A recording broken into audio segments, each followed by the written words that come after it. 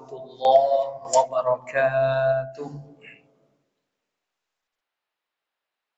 Alhamdulillahilladzi bi ni'matihi tatimmus shalihat wassalatu wassalamu ala sayyidis sadat. Wa qala Allah ta'ala fil Qur'anil 'azim, na'udzu billahi minasy syaithanir rajim. Bismillahirrahmanirrahim. Inna 'iddatash shuhuri 'indallah Isna ashara syahra Fi kitabillahi Yawma khalaqas samawati wal ard Minha arba'atun hurum.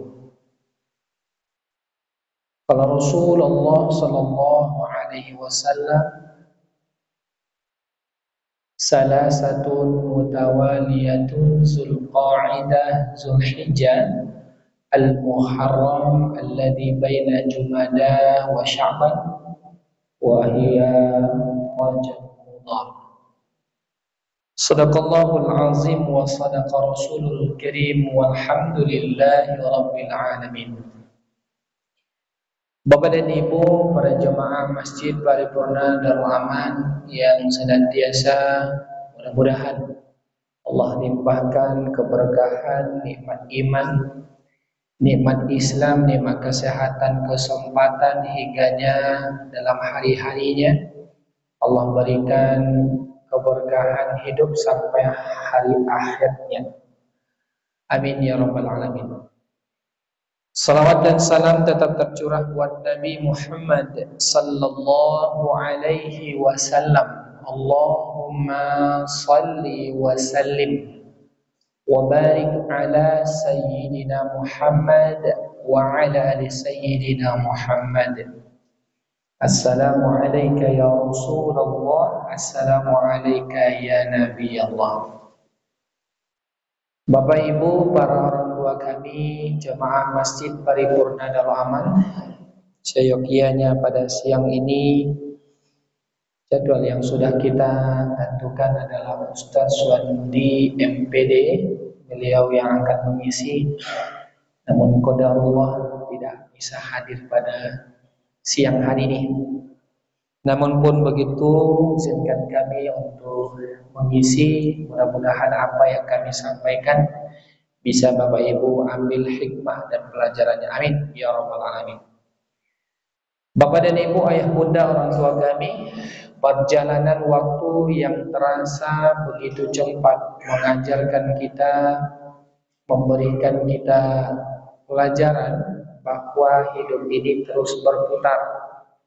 Detik, menit, hari, minggu, bulan dan tahun saat ini kita tidak terasa sudah sampai di penghujung bulan Rajab 1445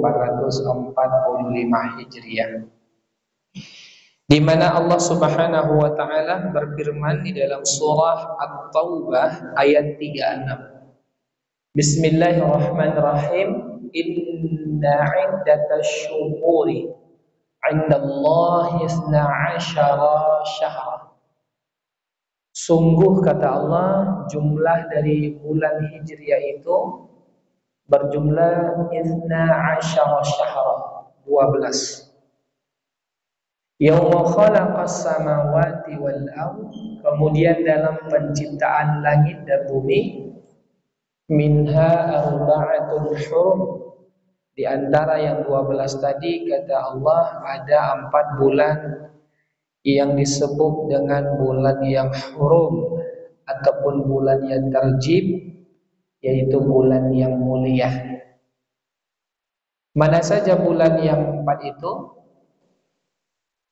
Dari Al-Muharram, Safar, Rabiul Awal, Rabiul Akhir, Jumadil Awal, Jumadil Akhir, Rajab, Sya'ban, Ramadan, Syawal, Zulqa'idah, Zulhijjah. Di antara yang 12 tadi kata Nabi, 4 yang mulia tadi ialah salasatun mutawaliyatun. 3 di antaranya Zulqa'idah. Dari urutannya itu yang ke-11 Zulhijjah 12, Al-Muharram yang pertama. Satu lagi kata Nabi, alladzi baina Jumada wa Sya'ban, ialah bulan yang terjepit antara Jumadil Akhir dan Sya'ban, ialah bulan Rajab Mudhar, yaitu bulan Rajab yang tersendiri. Maka Bapak Ibu yang dirahmati Allah, bulan 4 ini disebut dengan bulan mulia ataupun bulan yang haram. Apa makna? Pergi kita ke kota Makkah Madinah disebut Madinatul Munawwarah. Pergi kita ke kota Makkah disebut dengan Makkah Al-Mukarramah. Disebut tanah itu tanah haram. Bermaknakan adalah bahwa tanah itu haram kita berbuat maksiat. Andai pun itu terjadi, jangankan berbuat maksiat dengan terang-terangan, terbesit saja hati sedikit untuk sifat wujud, takabur, sombong ria, itu secara otomatis Allah langsung menunjukkan kuasanya. Maka Bapak Ibu yang dirahmati Allah, ternyata bulan yang 4 ini, khusus hari ini, waktu ini sudah berada kita, kalau tidak salah kami, 23 Rajab 1445. Artinya barangkali 7 hari lagi bulan yang mulia ini, bulan yang berkah ini pun meninggalkan kita. Dari awal sampai menengah, sampai mungkin di penghujung, pertanyaannya satu saja. Kira-kira apa yang sudah kita buat di bulan yang mulia ini?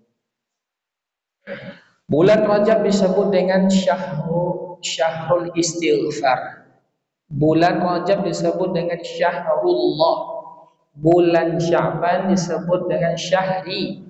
Bulan Ramadan disebut dengan bulan Syahrul Ummati.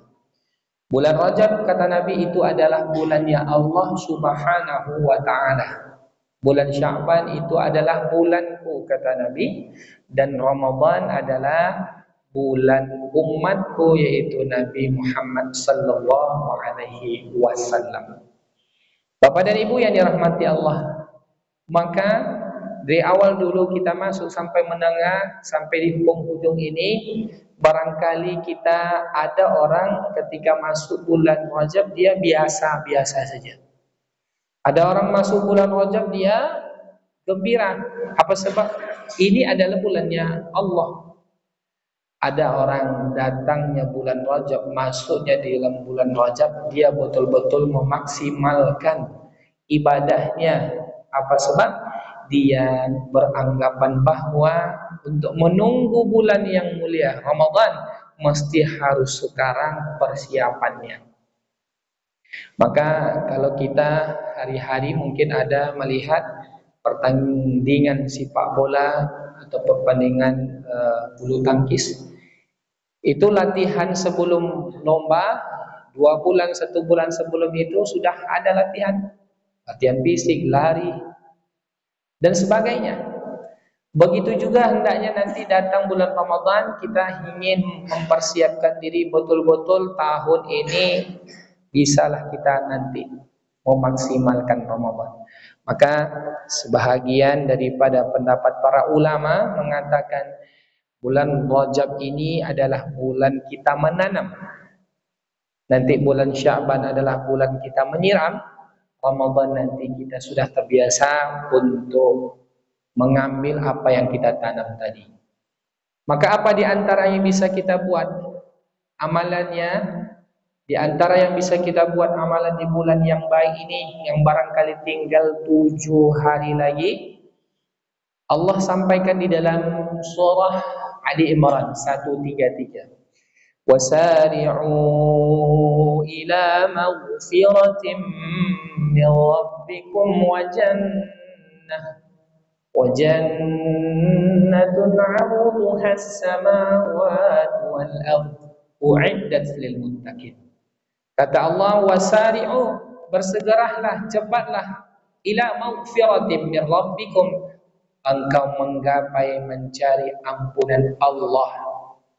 Kenapa? Jannatu as-samawati wal ard. Allah menyediakan surga seluas langit dan bumi bagi orang-orang dan lil muttaqin, orang yang bertakwa.